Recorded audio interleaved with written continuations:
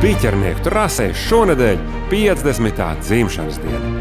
1966. gada 30. jūlijā motosportisti atklāja jaunās sporta bāzes pirmo kārtu – meistarības apli motocikliem. 1967. gadā izbūvēja autosporta trasi. Bet pagājušajā nedēļā Biķerniekos tika atklāta jaunā, pasaulē modernākā rallycrossa trase. Tas nu vienreiz ir notikums, kurš jāatceras pat tiem, kam ar autosportu nav nekāda sakara. Jo, manuprāt, šis ir pēdējo gadu vislabākais piemērs, ka latvieši var izdarīt grandiozas lietas kopīgiem spēkiem un ļoti īsos termiņos. Parasti jau mēs par kaut ko plēšamies, nevaram vienoties un rīkojamies katrs pa sevi. Bet te lūk, jums piemērs – latvieši var. Šis vērienīgais objekts, kurš atbilst visjaunākajām FIA prasībām, ir ļoti liels ieguldījums tautsēmniecībā. Nevis tikai vieta, kur vizināties ar ātrām automašīnām. Valsts atpazīstamība pasaulē un turistu tūkstoši, kas ieradīsies uz sacensībām, ir drošs pamats, lai šāda trase būtu valstī vienkārši ekonomiski izdevīga. Tieši tāpēc uz šo pasākumu ieradies pats ministru prezidents, kurš novērtē šī objekta nozīmi mūsu valstī. Tajā jau brīdī, kad pieķērās CSDD pie šī darba un sāk pārvaldīt, viņi ir apliecinājuši sev kā ļoti labus organizatorus daudziem pasākumiem. Un tajā brīdī arī, kad bija pilns arī satiksmes ministrijas atbalsts un viss iedeva zaļo gaismu, gudīgi sakot, es jau nemaz nedomāju, ka nebūs. Tā kā šis ir apliecinājums, ka tad, kad pieņem lēmumus, var arī mazliet atslābināties, ja tu tikai viņu uztici īstajiem cilvēkiem. Trases būvniecība un pati ideja par to, ka tā vajadzīga, ir ļoti sarežģīts process, kurā iesaistīti tik daudzi dienesti un dažādi cilvēki, ka risks tam visam neizdoties, ir pilnīgi skaidrs. Bet lūk, mūsu jaunā trase un lūk ātrās mašīnas. CSDD Piķernieki jaunajā rallycross trasē šodien ir sapulcējušies visi, kas strādājuši, lai ideja taptu īstenot dzīvē. Lepnums patiešām par šo trasi ir. Tā gandarījuma sajūta ir milzīga. Jo, gribētu droši apgalvot, ka pašlaik viņi ir ne tikai viena no modernākajām, bet pati labākā, inovatīvākā trasa pasaulē.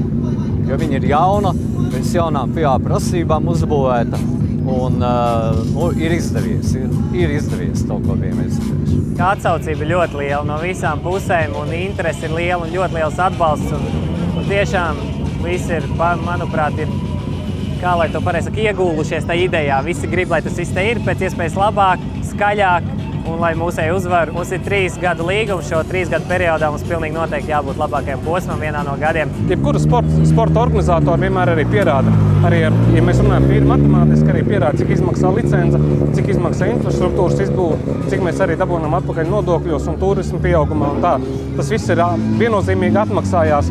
Tīri mēs runājam no finansiālā viedokļa tautsaimniecībai Latvijai kopumā, bet vēl pusi milzīgs šis iegūms ir šī valsts atpazīstamība, šis pozitīvais tēls. Būsim atklāti, ja nebūtu Reiņa Nitiša panākumi, mēs šeit šodien nestāvētu. Tas ir pilnīgi viennozīmīgi un tieši Reinis Nitišs un acīm redzot arī viņa tēvs, Aigars Nitišs, tas, kurš viņu arī studējas, pateicoties īstenībā pāris uzvārdiem, faktiski vienai ģimenei, ka šis grandiozais sporta notikums ir ienācis mūsu vispār Austrum Eiropas reģionā, Baltijas reģionā un tieši Latvijā un tieši Rīgā.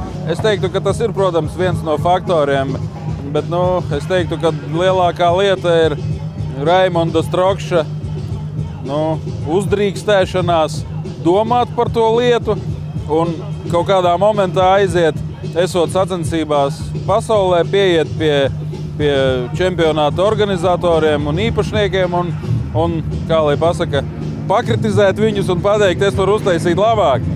Uz ko viņi no sākuma nosmaidīja, bet pēc kaut kāda laika Raimonds saņēma e-pastu, brauciet runāt. Pareizi jau atklāšanas runās teica, tāda līmeņa trašu vienkārši nav, jo katra jauna trase tiek būvēta ar pēc iespējas lielākām un modernākām drošības prasībām.